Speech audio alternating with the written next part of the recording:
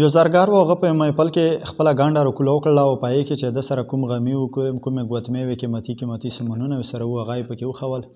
او بیا د هغې نه بعد یو ملغلره یې راویستله او په محفل کې یې دا خبره وکړله چې دا داسې ملغلره ده چې د شپې د کپړې نه څرګنده کې نو دا بیا سپینه رڼو کوي د رڼو بیټرۍ غوندې کې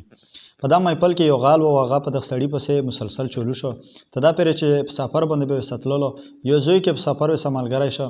چې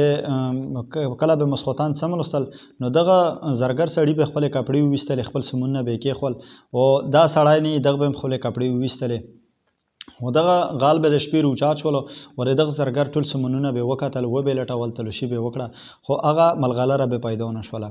سبا بیا به چې کله بیګی شي بله شپه بیا به تلوشي وکړه خو ملغلره به پکې نه وه په درېیمه شپه باندې ملغلره وکتله خو پیدا یې نه کړه هغې نه پس زرګر ته ویلي چې زه د تو سره ملګری شوی صرف د غلې دپاره وم زه د تو نه خپلې لیارې جدا کوم خو دا راته وایه چې ملغلره تو چېرته پټه کړې ده نو هغه ورپورته شولو ور دغه غله سړي په جوب یې چې کله لوست ننوسته ملغلره یې ترې وویستله او دغه غله ته یې ویل ورته ویلې چې تو درې شپې د مو په جوبونو باندې لاسونه منډل که د تو نظیر د مورې جوب په زوی باندې په خپل جوب باندې یو ظلم پرېوتلی وای نو تو به د ملغلره په خپله قبضه کې اخیستی وای او ته به ملدوره شوی وای